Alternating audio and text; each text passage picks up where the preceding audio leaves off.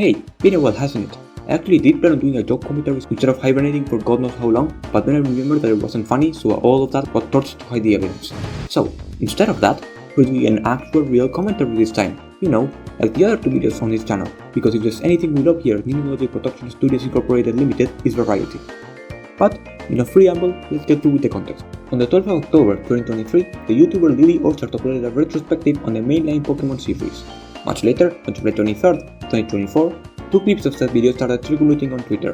Naitaidai found these clips and decided to do a commentary on them. And then I came, even though no one invited me.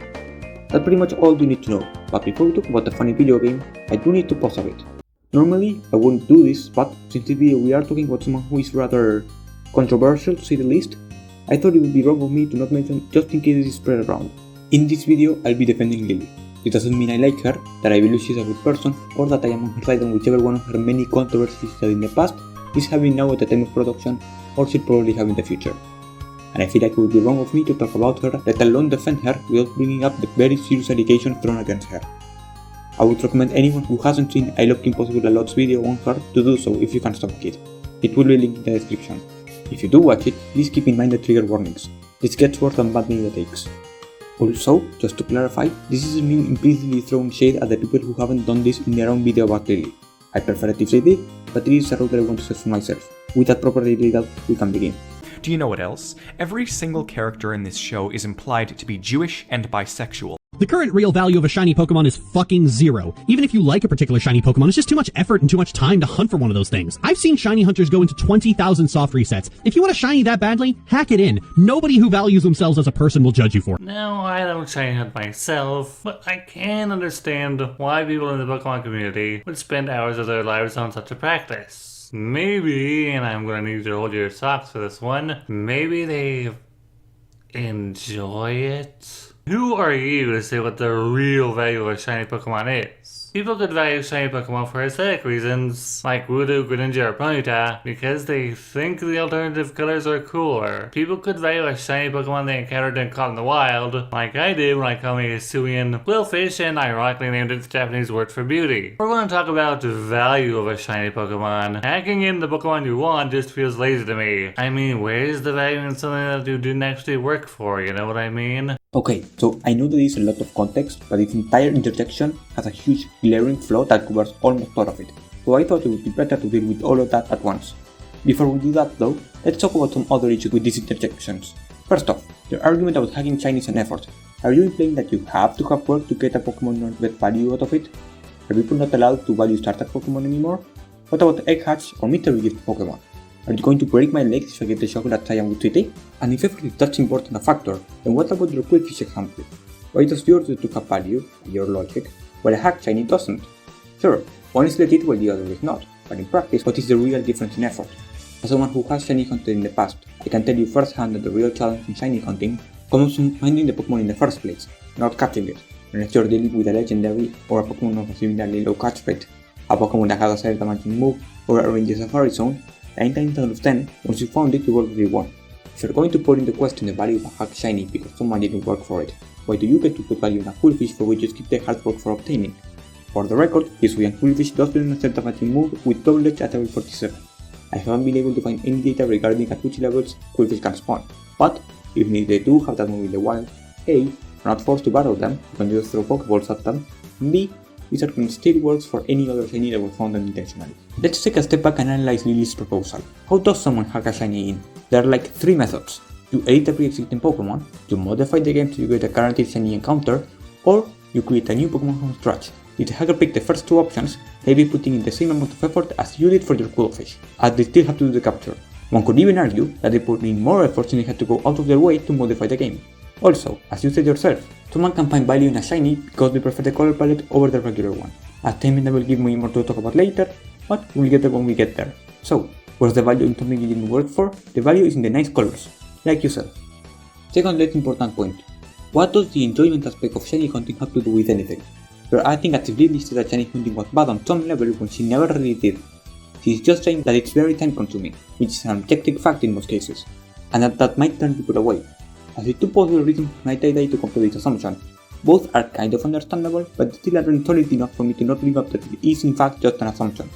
First is, I've seen shiny hunters go into 20,000 soft resets. If you want a shiny that badly, hack it in. since these two sentences are close together, I can understand why someone might assume that Lily is telling shiny hunters to hack their shiny scene.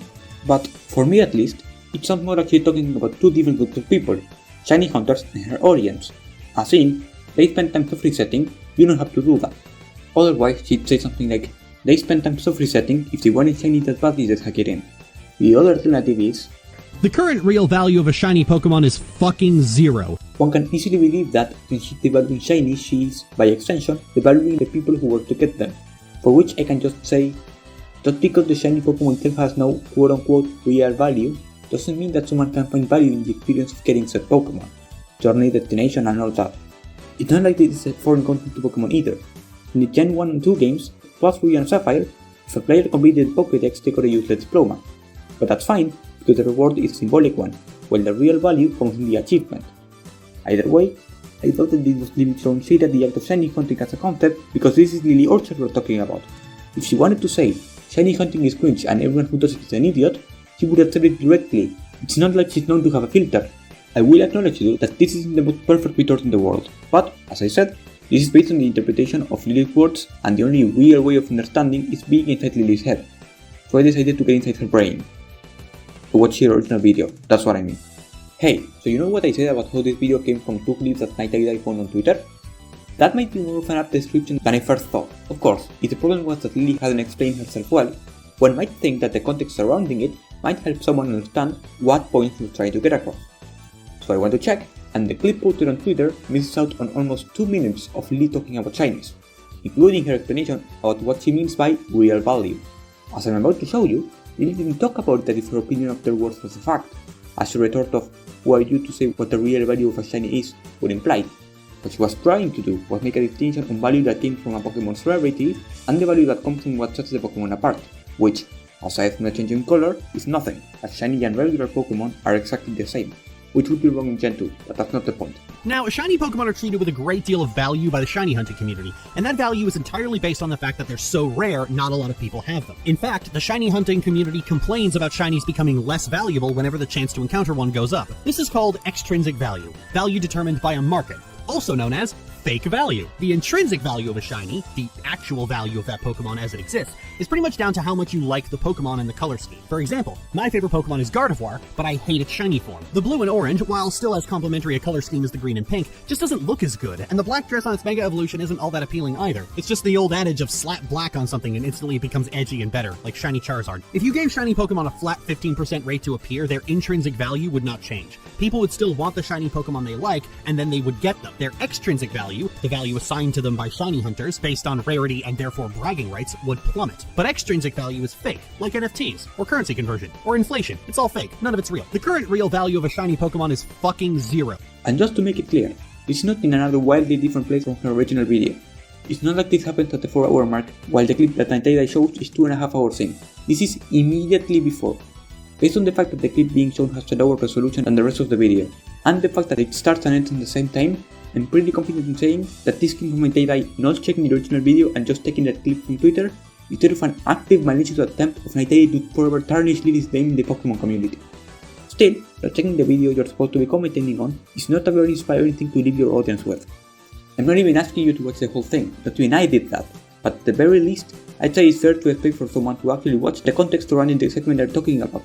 Lily even gave us chapters for each generation, isn't that considerate of her? And it didn't even take me that long to find the source of the clip after that. I just hovered the mouse over the Gen 6 section and found it in what I assume is not much more than a minute. Like I said in the introduction, Naitaidai is covering 2 clips. Luckily for you, the issue only relates to one of these, or at least this blatantly. Since you didn't seem to check for the first clip, odds are you didn't check for the second. Let's say that there was something similar in the second clip. How would that have left your video? Now, onto the actual argumentation. That whole clip counters almost every argument that Naitaidai makes against this point. Maybe they enjoy it? Not relevant. Lily was talking about the Pokemon, not the hunting. People could value shiny Pokemon for aesthetic reasons, like Voodoo, Greninja, or Ponyta, because they think the alternative colors are cooler. This is what tipped me off about the context not being checked, as Lily brings it up directly. As it said, they might find value in the color. Some might prefer it, some might be neutral, some might dislike it. The same can be said about the regular Pokemon colors. you're just as likely to prefer a shiny Pokemon's colors as you are for a regular Pokemon. So when you remove the rarity as a factor of value, you get the same benefits out of a shiny Pokemon as a collective as you get for a non-shiny Pokemon. That's why the value is fucking zero, because there is no objective practical difference that sets it apart. An average player might be interested in a shiny, but are they interested enough in spending so much time and effort to get it? Especially with its regular form readily available? Assuming they like the regular form, of course. Although I'd assume that's highly likely. People could value a shiny Pokemon they encountered and caught in the wild. That's the fake or external value that Lily was talking about. The surprise, the excitement, the joy comes because you found something rare, a completely valid feeling to have, but not relevant when discussing the isolated value of an individual Pokemon, which is what Lily was talking about. Do you know what else? Every single character in this show is implied to be Jewish and bisexual. Is this necessary? Is this really fucking necessary? They just go on for so fucking long. I can't imagine trying to read this inane crap in real time. This isn't fucking pathologic. Why do you need pages of text to tell me the most simple goddamn things? This is why a skip cutscene feature is needed in these games. All of this would be more tolerable if I could just go...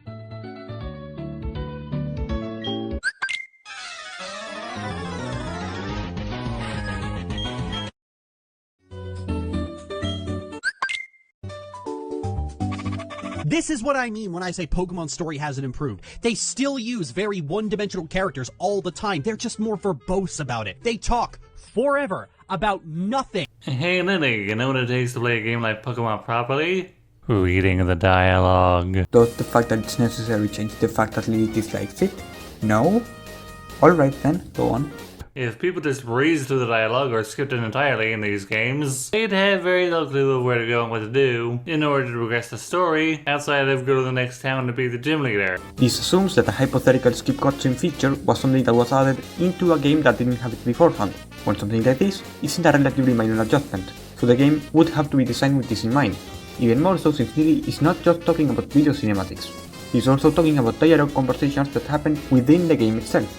This is like if I were to say, I wish I didn't have to use surf in the home games, and someone responded with, but if there was no surf, you couldn't get to Sutopolis City.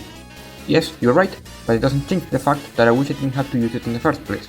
And it's not like skipping dialogue is a revolutionary feature in RPGs. From the top of my head, I can bring up 4 examples: Persona 5, Fire Emblem Blazing Sword, Octopath Traveler, and Yokai Watch. All of these games help you not get lost in their own ways. Persona 5 and Fire Emblem are the most different out of the 4. The former shows you your long-term goal at the corner of the screen, your short-term goal in the form of text messages with your friends, and you can straight up have the game deny you access to certain areas if they don't want you to go there, cue the go to sleep me. In chapter 14, while Friends, Fire Emblem Blazing Sword gives out the dialogue relevant to the gameplay outside of the story cutscenes and has them during the middle of the actual level, and keeps them short and direct so you can find out the things to keep track about without breaking the flow of the chapter. And Octopath Traveler straight points you where to go. Same with Yokai Watch, which is probably a better comparison since it and Pokemon have similar target audiences. Also, if I may be honest, I don't really think that's that good of a reason to not allow you to skip text. If the only way you can know where to go is to read temporary dialogue, then this doesn't fix the problem that people can, forget, for one reason or another. This actually happened to me recently. I started playing Persona 1 more than 2 years ago and stopped around the same time, having only beaten 1 or 2 dungeons I don't remember exactly. When I came back to it the same month of me revisiting the script, I had no clue what I was doing last time I played. If I hadn't been in the middle of doing another dungeon, I would have been screwed. And now that I think about it, Fire Red and Leaf Green have a feature that could be used to benefit the player in this way.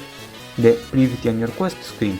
This gave you a recap of the last 5 quote-unquote important actions you did last time you played. It's far from perfect, but it's a way of fixing this issue. Gen 5 and Gen 7 relied very heavily on story, are beloved in the fandom.